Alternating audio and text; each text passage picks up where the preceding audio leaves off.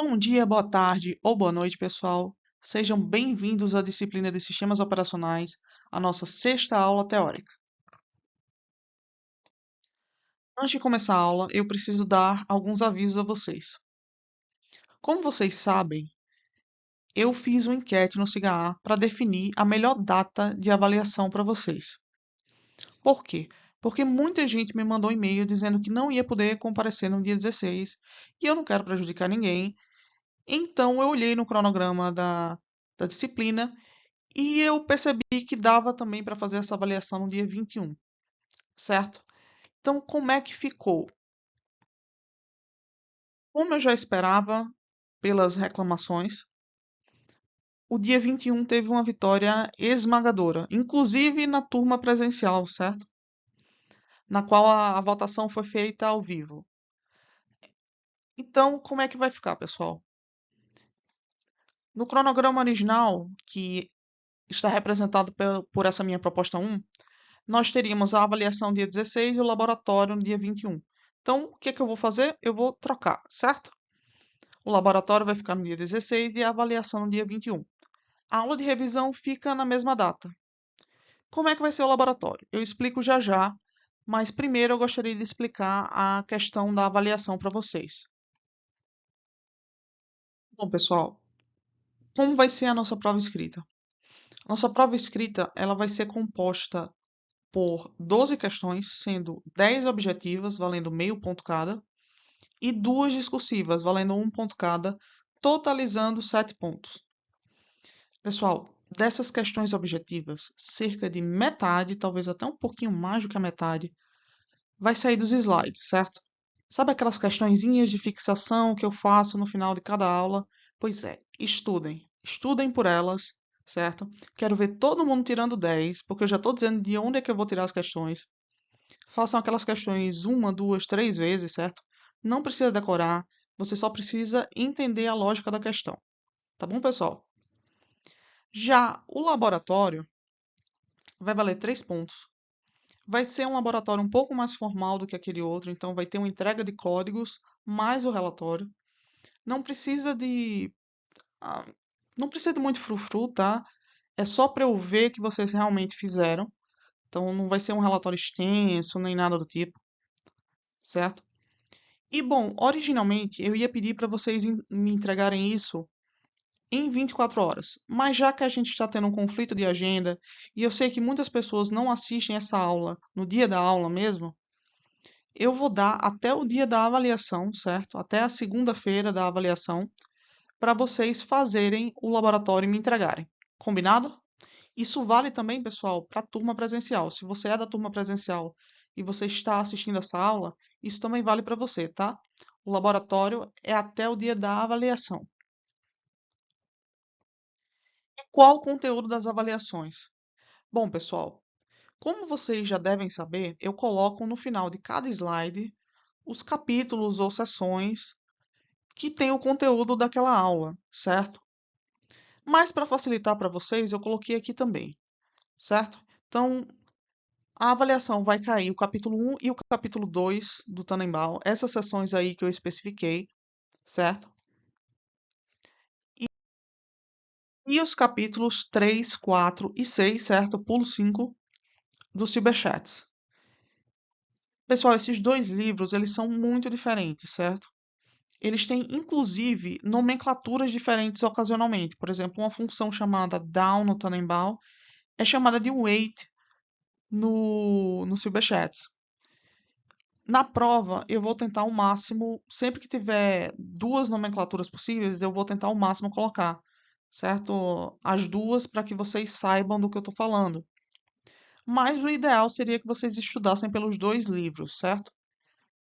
Até porque eu não coloquei todos os assuntos nos dois livros. Por exemplo, a parte introdutória eu coloquei para vocês só no Tannenbaum, certo?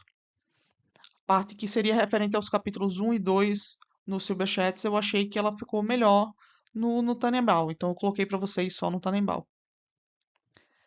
Bom, mas se vocês forem estudar o mesmo assunto, porque tem capítulos aqui que se referem ao mesmo assunto no Silberchats e no Tannenbaum.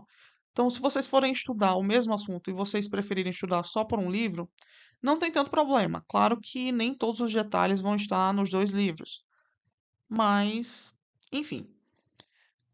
E se for para estudar pelos dois livros mesmo, eu recomendo que vocês comecem pelo Silverchats, porque ele tem uma linguagem mais facilitada, na minha opinião, tá?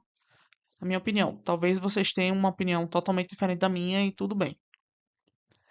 Bom, vamos lá falar só alguns detalhes agora sobre a nossa aula de revisão. Bom, pessoal, e como é que vai ser a aula de revisão? Inicialmente, eu pretendia fazer uma aula invertida. Eu imagino que vocês já tenham tido esse tipo de aula em outras disciplinas, mas basicamente o professor faz perguntas e os alunos respondem, ganhando uma pontuação quando respondem corretamente. Só que a gente já está tendo um impasse tão grande com a data da prova que eu não quis ter esse impasse com outra data, certo? Então, como é que a gente vai fazer? A aula invertida vai ser síncrona, certo? Aliás, desculpa, a aula de revisão vai ser síncrona. Vai ser uma revisão normal. Eu vou chegar lá e vou expor o conteúdo para vocês, vou abordar os tópicos mais importantes rapidinho, certo? Depois disso, ao invés de fazer questões de fixação, como eu normalmente faço, eu vou trazer questões para vocês responderem. Quem me responder vai ganhar um ponto extra, certo? Com o limite de uma questão por aluno. E se por acaso a questão for, digamos assim, muito simples e mais de um aluno quiser responder, a gente faz um sorteio. Não vai ter questão para todo mundo. Vão ser aí em torno, acho que, de 10 a 20 questões, mais ou menos, certo?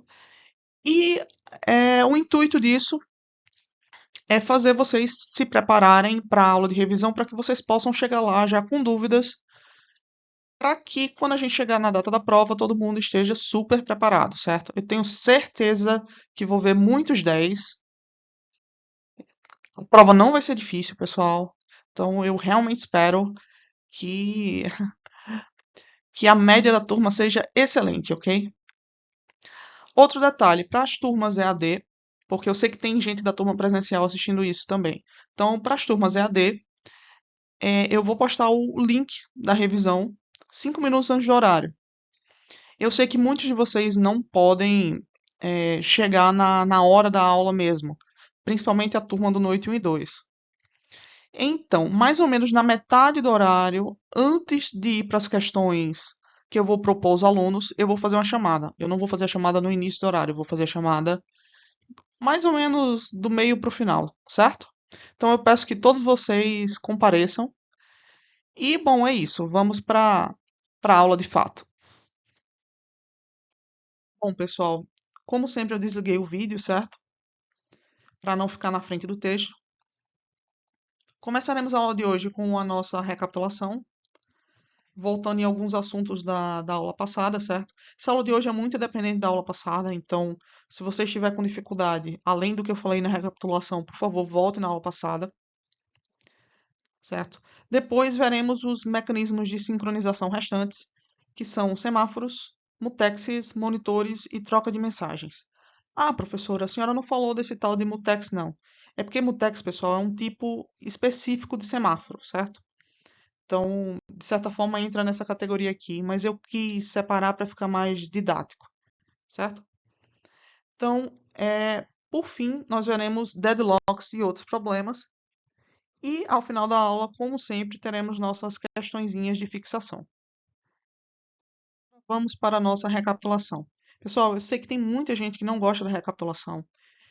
E eu sei que se por acaso você estiver assistindo as aulas em sequência, por exemplo, você deixou acumular e está assistindo agora todas elas de uma vez, não vai fazer muito sentido você ver a recapitulação, certo? É como assistir aquele trechinho inicial de um episódio no Netflix que tem o que aconteceu de importante no episódio anterior, sendo que você acabou de assistir o episódio anterior, então não faz muito sentido. Se for esse o seu caso, pule a recapitulação, não tem nenhum problema, certo? Se não for, fica aqui comigo.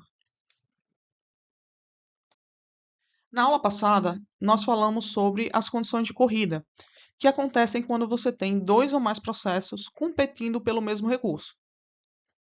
Essas condições de corrida, elas podem gerar alguns problemas, como, por exemplo, o problema da fila de impressão.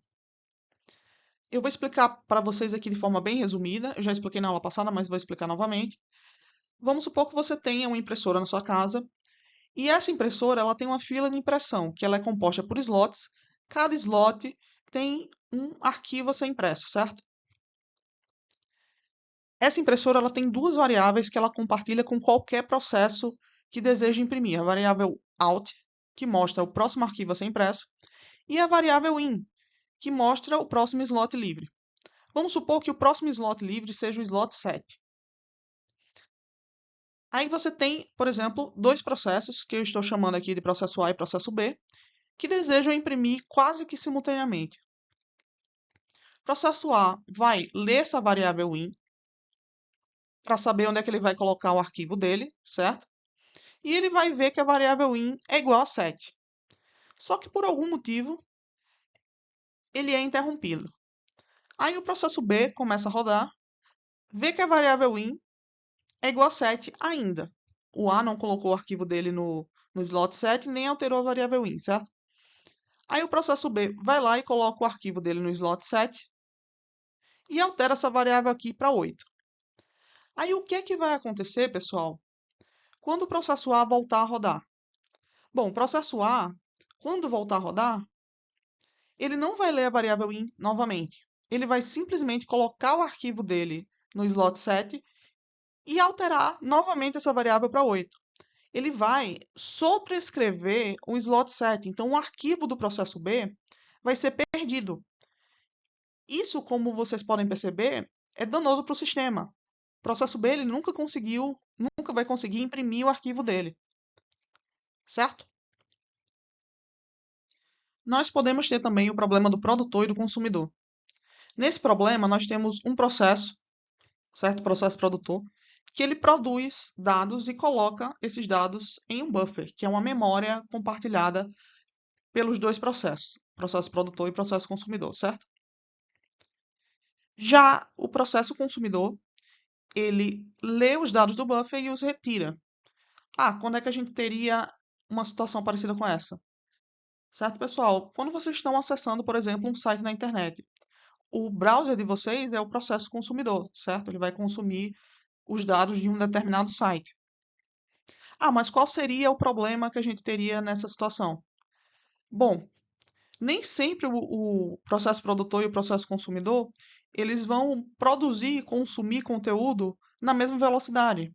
Então, você pode ter aqui um buffer que encheu e o produtor ainda está produzindo conteúdo, ainda está tentando escrever no buffer, certo? Da mesma forma, você pode ter um consumidor que lê muito rápido e fica tentando ler um buffer vazio, certo? Então, o que é que a gente pode fazer para evitar esse problema? Normalmente a gente usa uma variável que conta a quantidade de dados no buffer e o produtor ele só vai eh, ele só vai colocar mais dados no buffer se ele perceber que o buffer não está lotado. E o consumidor só vai tentar ler alguma coisa do buffer se ele perceber que o buffer está vazio. Aí você pode estar pensando, cria essa variável count e agora está tudo certo, né? Não tem nenhum problema. O produtor e o consumidor verificam se eles podem colocar ou retirar os itens e pronto. Bom, pessoal, não é bem assim, porque essa variável count, que conta os dados no buffer, ela também gera condições de corrida, porque você tem o produtor e o consumidor tentando escrever nela simultaneamente, certo? Você pode acontecer isso, não obrigatoriamente vai acontecer, mas pode acontecer isso. E se vocês lembram bem da última aula, a gente falou que quando há condições de corrida, o resultado do processamento depende de quem executa e de quando executa, ok? E isso pode gerar inconsistências na memória. Como assim? Vamos supor que a variável count em determinado momento seja 5, certo? O produtor ele resolve escrever uma linha no buffer e ele incrementa count. Quase que simultaneamente, o consumidor retira uma linha do buffer e decrementa count. Qual o valor de count? Bom, professora, se eu aumentei 1 e eu diminui 1, count vai continuar sendo 5, certo? Bem, pessoal, em teoria era para continuar sendo 5. Só que pode acontecer de um dos dois processos ser interrompido antes que ele possa escrever, ou seja, ele lê o count, mas antes que ele possa escrever, ele é interrompido.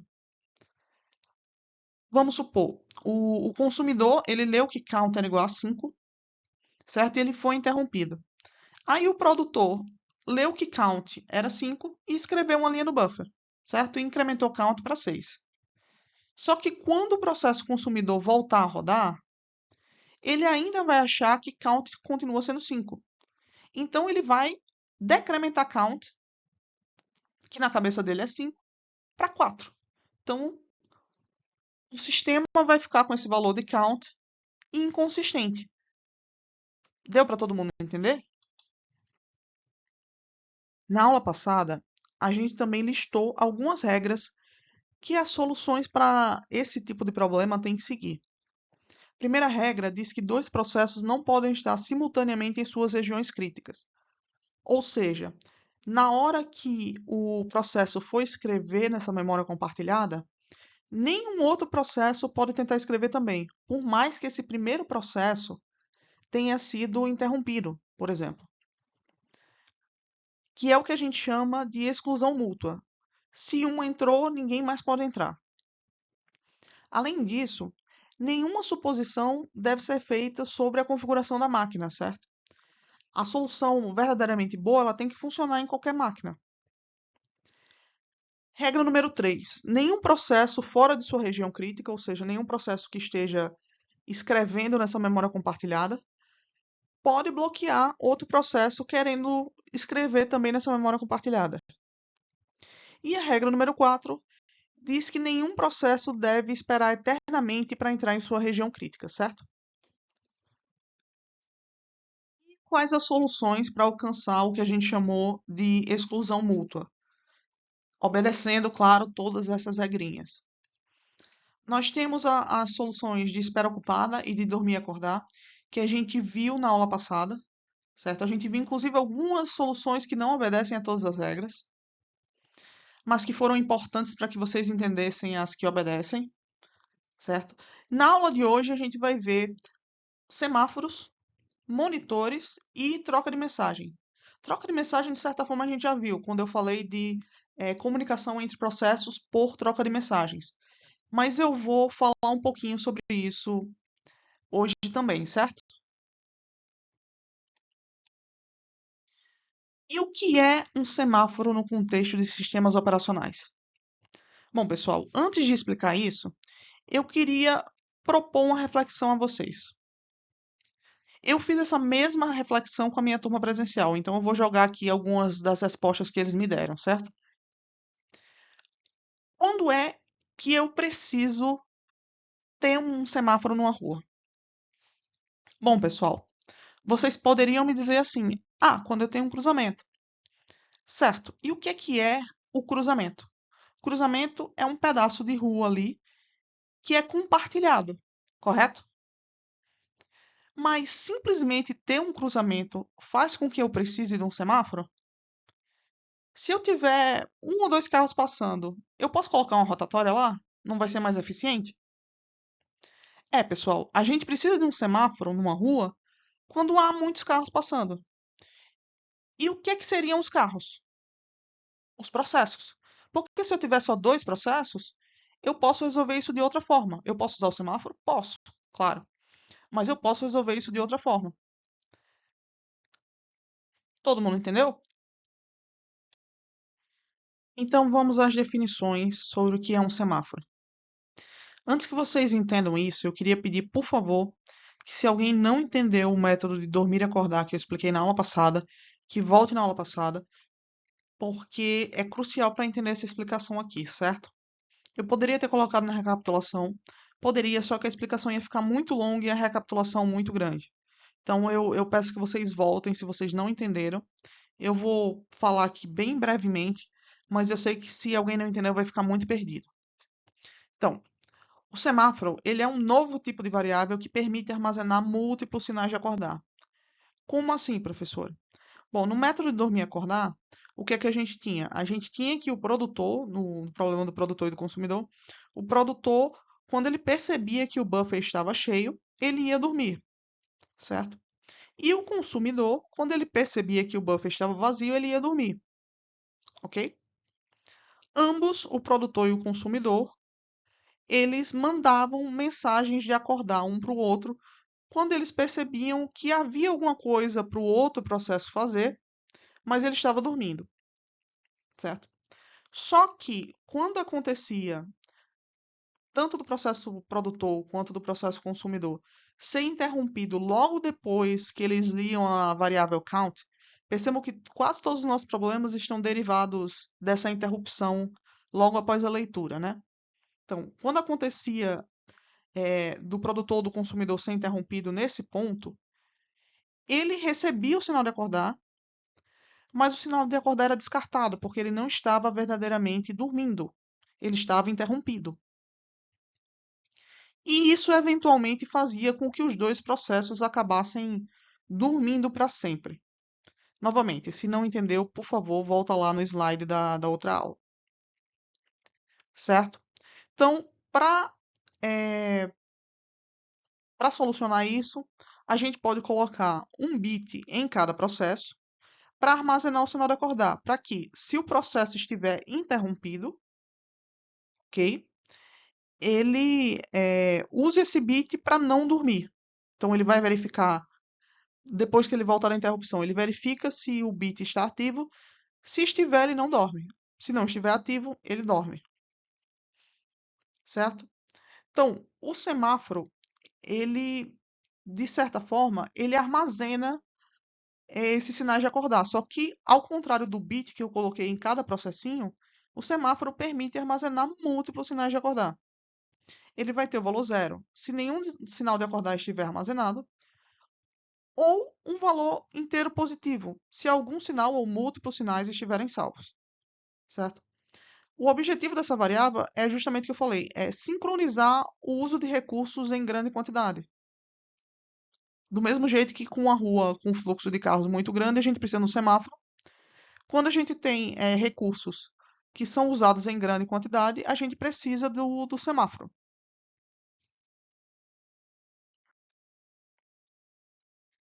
Ao invés de simplesmente decrementar ou incrementar o semáforo, a gente usa duas funções.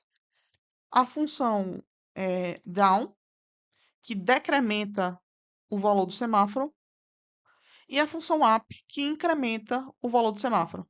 Ah, professora, a senhora colocou um bando de funções aqui. Por quê? Bom, pessoal, porque os livros têm nomenclaturas diferentes. Você lembra que eu falei que isso poderia acontecer?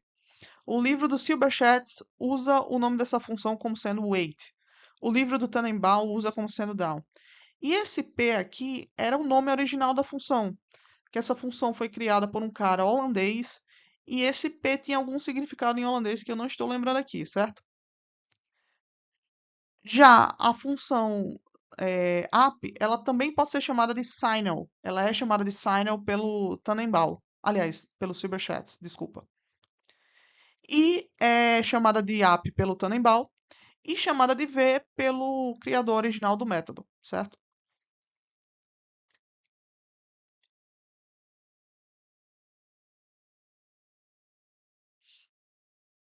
E essas operações, como é que elas funcionam?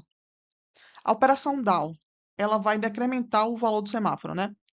Ela confere se o valor é maior do que zero.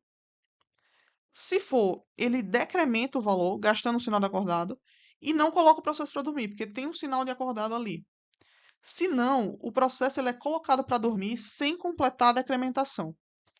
Já a operação up, ela incrementa o valor do semáforo, e se um ou mais processos estiverem dormindo no semáforo, um deles é escolhido pelo sistema para ser acordado e completar sua decrementação. Então, no final daqui, se tiver algum processo dormindo, o valor do semáforo vai voltar ao valor original. Como assim? Ele vai ser incrementado aqui, só que o sistema vai escolher um processo para acordar, certo? E esse processo que vai acordar, ele vai completar a operação down. Então, ele vai decrementar o valor do semáforo novamente. Ah, professor, então qual a diferença? A diferença é que agora você tem um processo a menos dormindo. Deu para todo mundo entender?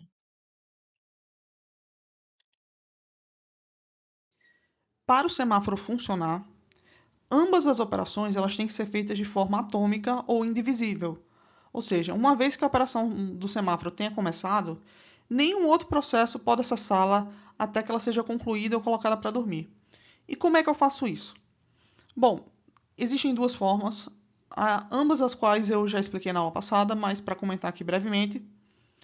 Você pode desabilitar interrupções no caso de sistemas monoprocessados, o que vai basicamente impedir que a CPU chaveie entre processos, certo?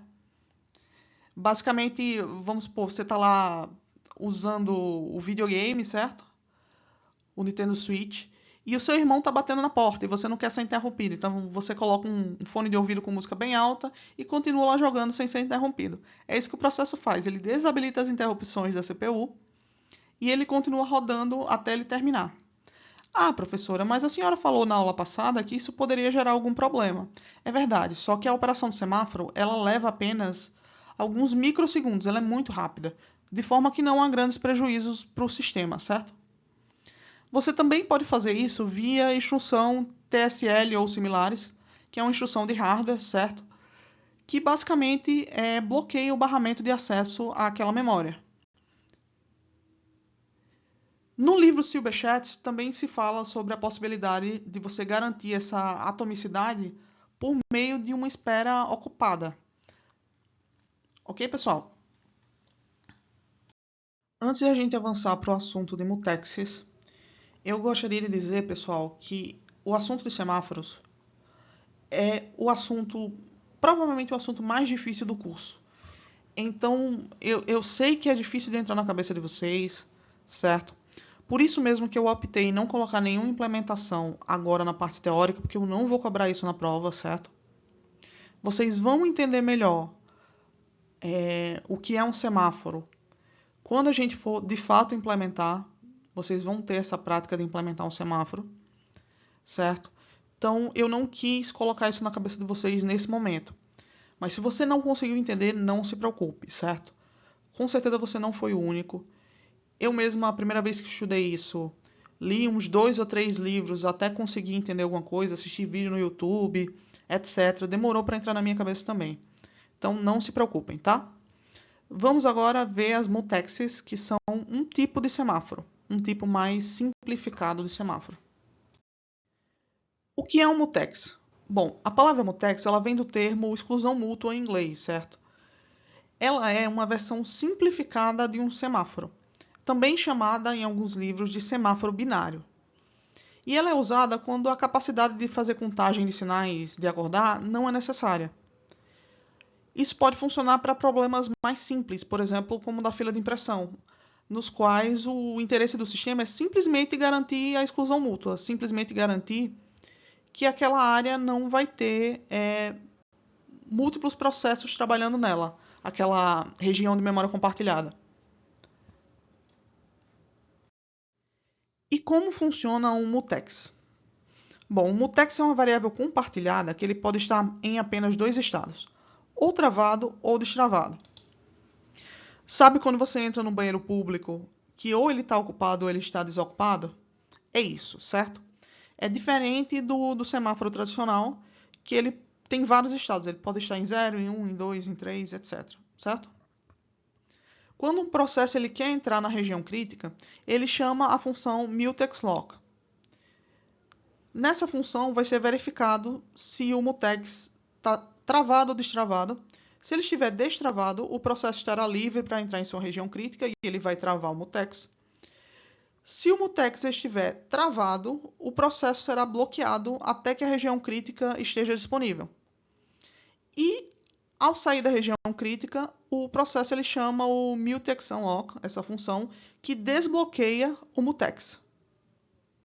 Alguns outros detalhes sobre os mutexes são o seguinte. Bom, para começar, a trava ela pode ser implementada com apenas 1 bit, que é bem simplificado, né?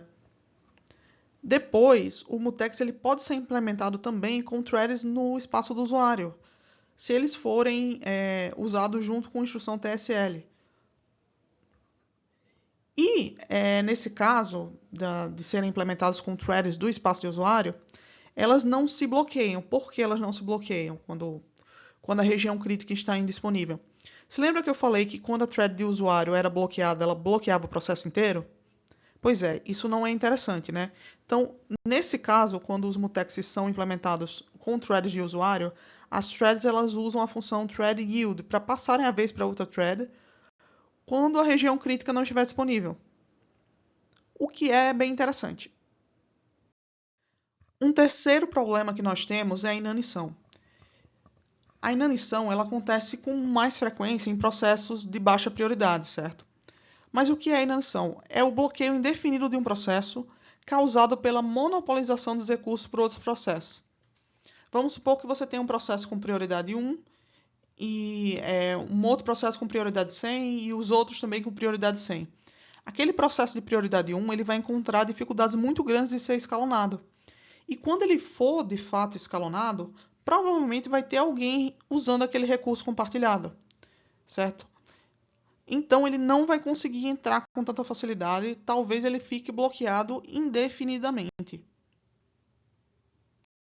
Vamos falar agora dos monitores, que vocês vão ver que os monitores facilitam muito a vida do programador. E não, pessoal, eu não estou falando da tela do seu computador, certo?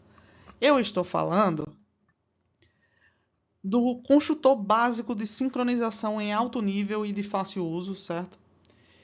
Que ele basicamente vai juntar procedimentos, variáveis e estruturas de dados agrupados em um único pacote, com o objetivo de fornecer exclusão mútua dentro dele. Não entendeu? Fica aqui comigo. Mas observe aqui a figura, certo? O monitor ele vai agrupar num pacote operações, variáveis, estrutura de dados, entre outras coisas, para facilitar a vida de vocês. Como é a sintaxe de um monitor? O monitor, ele basicamente vai agrupar dentro dele vários procedimentozinhos, certo? Observe que é um código bem genérico que eu coloquei aqui, mas é para vocês entenderem a função dele.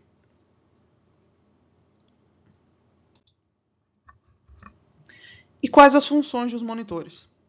Bom, o construtor do monitor, ele assegura que somente um processo pode estar ativo dentro do monitor em determinado instante. Certo? Ah, mas a gente já viu isso com semáforo. Ok. Mas facilita a vida do programador, fazendo com que ele não precise codificar essa restrição de programação explicitamente. Então, você vai evitar erros como o processo trocar a ordem dos downs e dos ups, certo? Processo omitir, por acaso, um down ou um up. Um processo que troque um up por um down. Porque você estava lá cansado e programou o programa errado, certo? Então, é importante ter essas ferramentazinhas. Quais outros detalhes a gente pode saber sobre os monitores? A gente tem que saber sobre os monitores. Primeira coisa é que a implementação depende da linguagem. Professora, mas a gente não está implementando tudo em C? Pessoal, mas não existe monitor em C, certo? Ele existe em linguagens de mais alto nível, como Java, C Sharp, etc.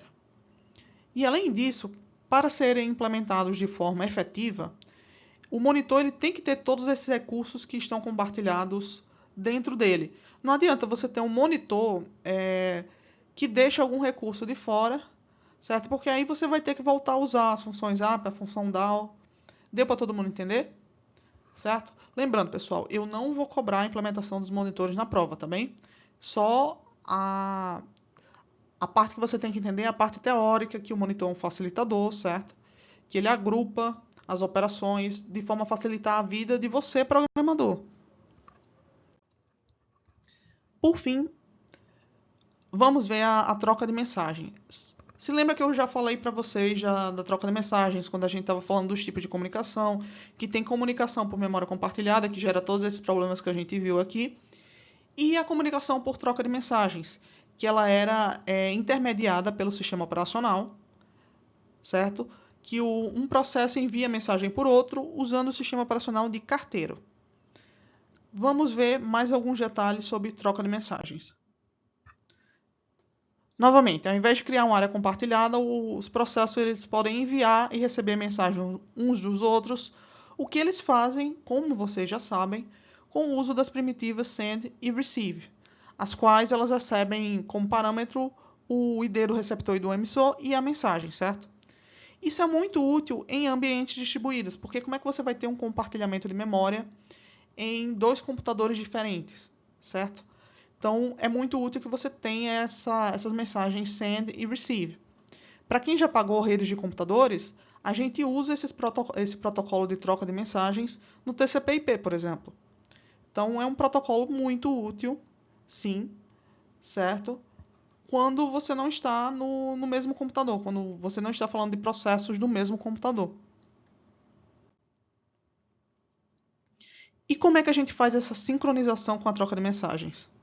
Bom, pessoal, para começar, o fato do receptor só poder receber a mensagem depois que o emissor enviá-la já garante aí a sincronia entre os processos, certo?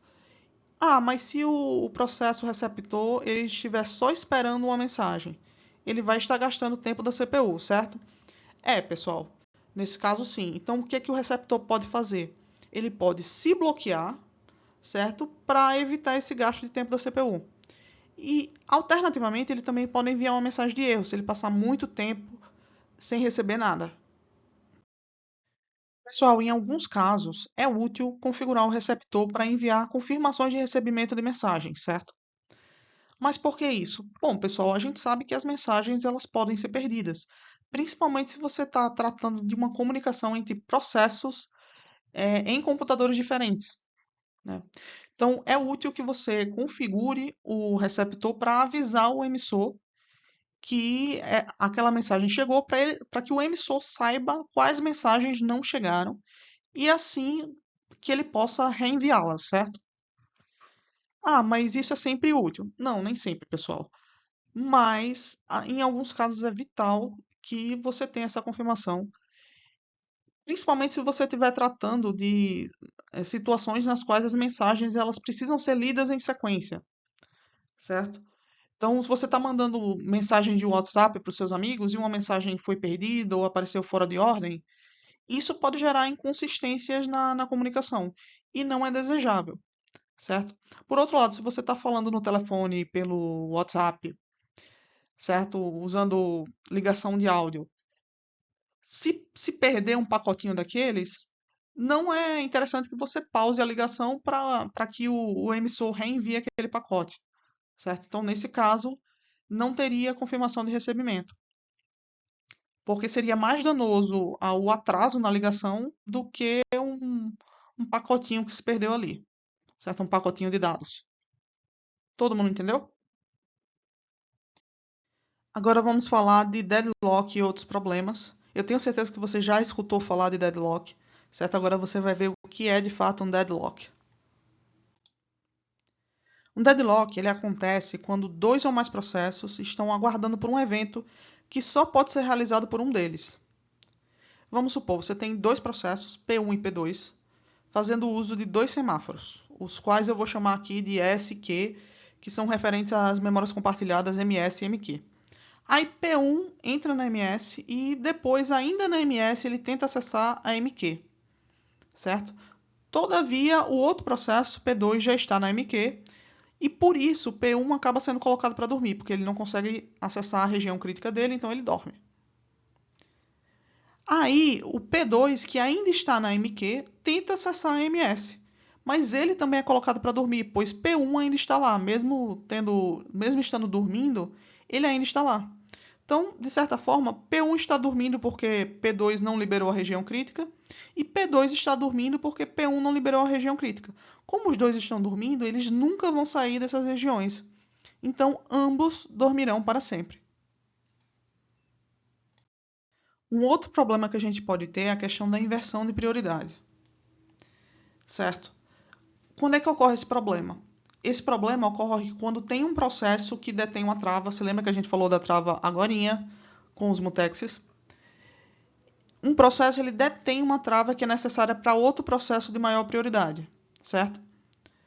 Então, o que é que vai acontecer? O processo de menor prioridade que detém a trava, ele vai ter dificuldade para ser escalonado, porque a prioridade dele é baixa.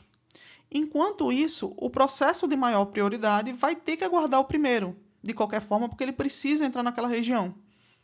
Então, mesmo com prioridade mais alta, ele não conseguirá ser executado tão rapidamente quanto ele quer, quanto ele precisa, certo?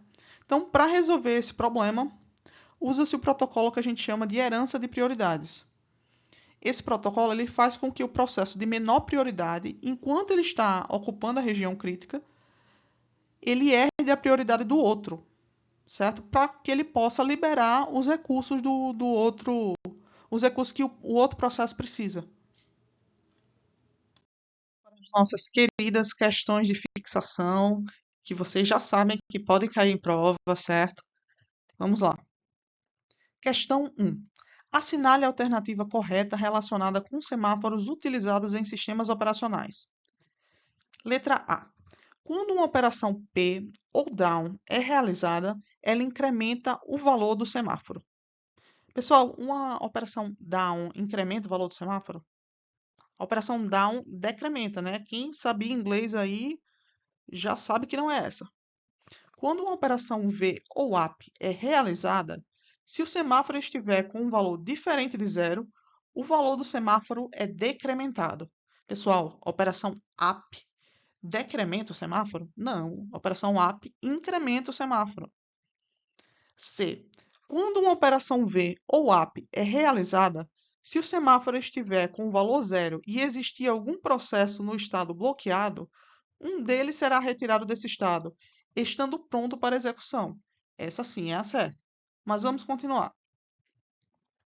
A inicialização de qualquer tipo de semáforo tem a função de atribuir a ele o valor zero.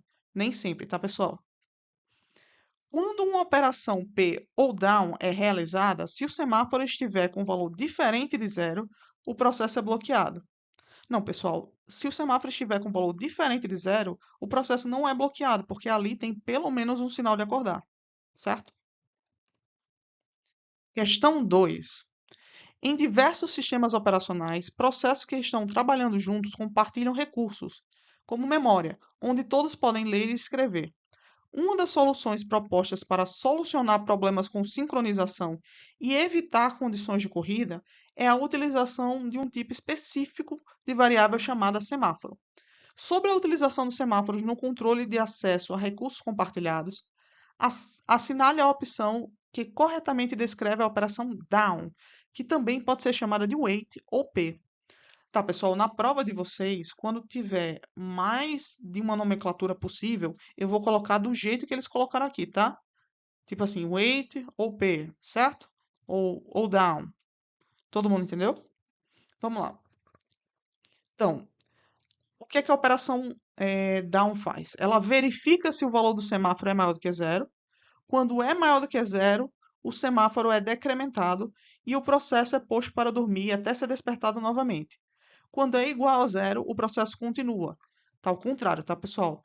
Se o semáforo for igual a zero, o processo dorme. Se o semáforo for maior do que zero, tem algum sinal de despertar ali, ele continua. Letra B. Incrementa o valor do semáforo e interrompe o processo atual. A operação down, ela incrementa o valor do semáforo? Eu não vou nem ler o resto, tá, pessoal? Não. Letra C. Verifica se o valor do semáforo é maior do que zero. Quando é maior que zero, o semáforo é decrementado e o processo continua. Até aqui, tudo bem. Quando é igual a zero, o processo é posto para dormir até ser despertado. Até ser despertado novamente. Temos a nossa alternativa correta, né, pessoal? E letra D incrementa o valor do semáforo. Novamente, eu não vou nem ler, porque a operação down, ela não incrementa o valor do semáforo, tá, pessoal? Ela decrementa o valor do semáforo. Questão 3. Como é denominado o estado geral entre processos de um sistema operacional em que dois ou mais processos envolvidos aguardam por dois ou mais recursos, formando um grafo cíclico, como apresentado na imagem? Bom, pessoal, o que é que a gente tem aqui? A gente tem que o processo P1, certo? Ele está usando o recurso R1, mas ele quer também usar o recurso R2, que está sendo usado pelo processo P2. O processo P2, por sua vez, também quer usar o recurso R3, que está sendo usado pelo processo P3. E o processo P3 está também tentando usar o recurso R1, que está sendo usado pelo processo P1.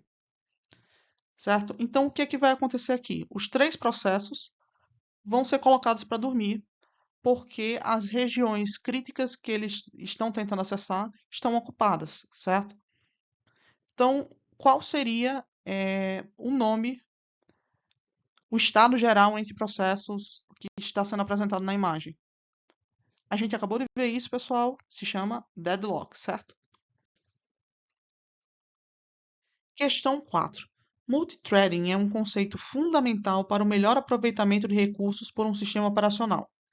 Para o emprego eficaz desse conceito, é fundamental a existência de mecanismos de sincronização eficientes. Nesse contexto, analise as afirmativas a seguir. Por definição, semáforos possuem um contador cujos valores podem ser 0, 1 ou 2. Pessoal, o semáforo está limitado a 0, 1 ou 2? Não, né? Mutexes são projetados para garantir que apenas uma thread possa acessar um recurso compartilhado por vez. Bom, pessoal, o objetivo do mutex é simplesmente a exclusão mútua. Então, sim, ele garante que apenas uma thread ou um processo, certo? Acesse um recurso compartilhado por vez. Então, essa afirmativa aqui está verdadeira. Mutexes podem ser considerados uma generalização de semáforos, por conta da maior flexibilidade do contador de um mutex. Não, pessoal, o mutex ou ele está travado ou ele está destravado, certo? O semáforo ele tem uma maior flexibilidade do que o mutex, certo? Ele se aplica a mais casos. Então, é o contrário aí, certo? O, a mutex ela é um caso específico de semáforo. Então, falso. Questão 5. Na computação paralela, onde várias tarefas ou processos são executados simultaneamente em diferentes núcleos de processador, a sincronização entre processos é essencial para garantir que essas tarefas cooperem e compartilhem recursos de forma eficiente e correta. No contexto de um sistema de computação paralela, assinale a opção que apresenta um método de sincronização entre processos que garante que apenas um processo possa acessar uma seção crítica de código por vez. Para quem não lembra, seção crítica, região crítica é a mesma coisa, ok? Barreiras, mutex, memória compartilhada ou filas de mensagens. Bom, pessoal, qual a resposta? Mutex, né? Por fim, pessoal, quais as leituras compartilhadas, que são as mesmas da aula anterior, porque a gente continuou o assunto? A seção 2.3 dos sistemas operacionais modernos, certo? E o capítulo 6 de fundamentos de sistemas operacionais do Silberchat. Bom, pessoal, é isso. Tenham um ótimo final de semana. Estudem para revisão, para o laboratório e para a prova, certo? E até mais.